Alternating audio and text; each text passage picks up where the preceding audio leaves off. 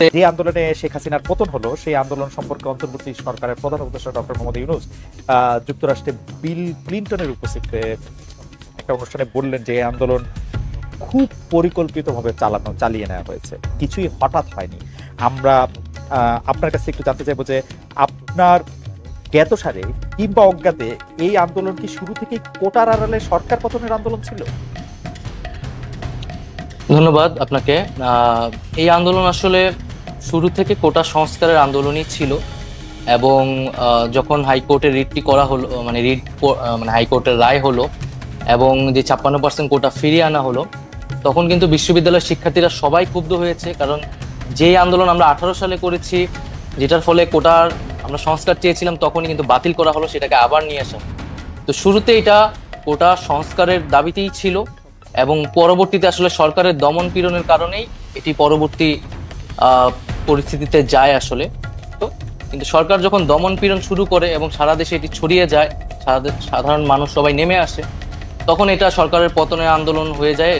এটা অনিবার্যভাবেই এটা হওয়ার ছিল। আর উপদেষ্টা ইসলাম, আমরা আসলে একটি শব্দ খুব বেশি, মাস্টার মাইন্ড, আন্দোলনের মাস্টার মাইন্ড। আসলে এই মাস্টার মাইন্ড ব্যাপারটা কি? মানে তিনি কিভাবে এই আন্দোলনটা নিয়ন্ত্রণ করেছেন বা আপনি কিভাবে একটা মাস্টার মাইন্ড দেখেন এই আন্দোলনের পিছনে? আমরা তো কোটার আন্দোলন দেখছিলাম, আপনি ঠিকই বলেছেন যে যখনই দমন পীড়নের মাধ্যমে ছাত্রদের উপরে গুলি চালানো হলো, সাধারণ ছাত্ররা মারা যেতে থাকলো, নিপীড়নের সম্মুখীন হলো, তখন আমরা সবাই সেই আন্দোলনের মধ্যে অংশগ্রহণ করেছিলাম, কিন্তু আমরা কিন্তু কোনো মাস্টার মাইন্ড টের পাই নাই। আমরা মনে করেছিলাম যে এটা স্বতঃস্ফূর্ত আন্দোলন। এখন এই মাস্টার মাইন্ডের কথাটা কোত্থেকে আসলো? মানে গত 7 দিন 10 দিন 15 দিন ধরে এটা আমরা শুনছিলাম, এখন তো প্রফেসর ইউনূস সেটিকে পরিচয়ই করিয়ে দিলেন যে হ্যাঁ, he was the mastermind of all.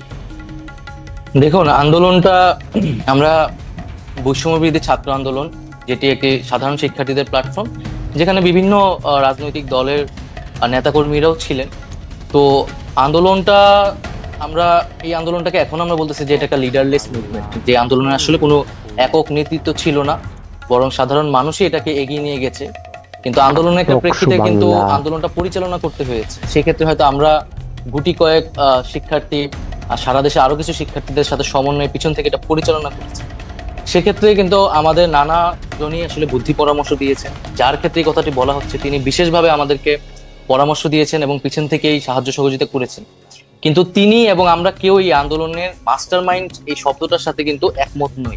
সেটি হয়তো ভালোবাসার জায়গা থেকে অনেকে বলছেন, ডক্টর ইউনূস সেটা বলেছেন, কিন্তু আমরা আসলে এটা এমন ভাবে দেখতে চাই না। আমরা এটা একটি জনতার স্বতঃস্ফূর্ত আন্দোলন হিসেবেই দেখি। তবে একটা বিষয় বলে রাখা ভালো, যে এই আন্দোলনটাকে আপনি আসলে কবে থেকে বিবেচনা করবেন? এটা কি 36 দিনের আন্দোলন হিসেবে আপনি ব্যাখ্যা করবেন, নাকি এই আন্দোলনের পিছিয়ে যে আরো দীর্ঘ ব্যাকগ্রাউন্ড রয়েছে? আমরা যে আরো দীর্ঘ 7-8 বছর ধরে লড়াই সংগ্রাম করেছি, ক্যাম্পাসগুলোতে বিভিন্ন আন্দোলন করেছি, সেই ক্ষেত্রে কিন্তু ভূমিকা রয়েছে। এবং ইসলাম, আমরা আপনার কাছে আসবো আপনাদের ওই পূর্ববর্তী আন্দোলন। অবশ্যই এটা 36 দিন আন্দোলন আমি মনে করি না, সেটার সাথে আরো অনেক বিষয় আছে। যে বাংলাদেশটাকে চালাইতেছেন আপনারা 3 জন, যে সমন্বয়ক উপদেষ্টা পরিষদে আছেন সেই 3 জন, এবং আপনি এবং জনাব হাসনাত আব্দুল্লাহ, আপনারা 5 জন যদি ধরে নেই, তাহলে এই যে কি জানি বলে নাগরিক কমিটির জনাব পাটোয়ারি, জনাব আক্তার, তারাও কিছুটা সরকার চালাচ্ছেন। আপনারা সব জায়গায় সালিশ মোকদ্দমা করতেছেন, আপনাদের কথায় আপনারা বদলি করতেছেন, আপনাদের কথা আমি যা শুনি আর কি, এইগুলি কি মিথ্যা? মানে উপদেষ্টাদের মধ্যেও অনেকে এইটি দেখতেছেন যে আপনারা যেটা বলতেছেন, আপনারা যেদিকে যাইতেছেন দেশটা সেদিকেই যাচ্ছে। ব্যাপারটা এরকম না? বিভিন্ন জায়গা থেকে আপনাদের টাকার অন্য রাজনৈতিক দলগুলোর সাথে যদি আপনাদের মাঠে মোকাবেলা করতে হয়, তাহলে আপনাদের টাকা লাগবে। টাকা লাগার জন্য আপনারা বিভিন্ন জায়গা থেকে চাঁদা নিচ্ছেন। কখনো সেই চাঁদা গাড়ি হয়ে আসছে, কখনো সেই চাঁদা বাড়ি হয়ে আসছে, কখনো রূপায়ণ টায়ার আপনাদের অফিস হয়ে আসছে, কখনো আপনার কম্বল হয়ে আসছে সার্জিস, কখনো আসিফ মাহমুদের হেলিকপ্টার হয়ে আসছে। তো ওই যে চাঁদার অংশটুকু আপনারা পাচ্ছেন, সেটা পাইতে হলে আপনাদের তো কিছু না কিছু কাজ করে দিতে হবে। সেই কাজগুলিও আপনারা করতেছেন। এইটা হচ্ছে পারসেপশন, এটা হচ্ছে আপনাদের বিরুদ্ধে অভিযোগ। যদি আপনি বলেন, বা কেউ কেউ এটা অভিযোগ হিসেবেও দেখতে চান না, কেউ কেউ মনে করেন যে এটা ঠিকই আছে, এটা নিয়ে আমরা আপনার সাথে একটু কথা বলবো। আপনারা নির্বাচন চান না, এটাই আমাদের ম্যান্ডেট, সেইটা একটা আওয়ামী প্রবণতা এবং অন্যান্য আওয়ামী প্রবণতাও আপনাদের মধ্যে দেখেছেন কিনা। আমিও এই প্রশ্ন করেছিলাম যে আপনাদের কাজ মাঝে মাঝে আমার কাছে খুবই আওয়ামী লীগের মতো মনে হয়। পুরো ব্যাপারটা ধরে যদি একটু আজকে দেখেন, এই পুরো বাংলাদেশের যে রাজনৈতিক দলগুলো, এই দলগুলো বিগত অর্ধ শতাব্দী ধরে যেই পলিটিক্যাল কালচারটা প্র্যাকটিস করে আজকের এই অবস্থানে আসছে, এই অভ্যুত্থানের পরও ওই পলিটিক্যাল কালচার থেকে ওই পলিটিক্যাল দলগুলো বের হইতে পারে না, তার রাজনৈতিক নেতৃবৃন্দ বের হইতে। আমি আপনার সাথে ভাই শেষ করি, একটু শেষ করি ভাই। ভাই আমরা তো চোখের সামনে থেকে দেখতেছি, আপনাকে বলি ভাই, আপনি তো বাইরে থেকে দেখতেছেন, আমরা চোখের সামনে থেকে দেখতেছি। আপনাকে বলি, আজকে এই যে এত এত রক্তের উপরে দাঁড়িয়ে, খুনের হত্যার উপরে দাঁড়িয়ে, লাশের উপরে দাঁড়িয়ে এই যে সরকার, আমরা তো সরকার সরাসরি নাই, কিন্তু আমরা সরকারকেও দেখতে পাচ্ছি, মাঠকেও দেখতে পাচ্ছি।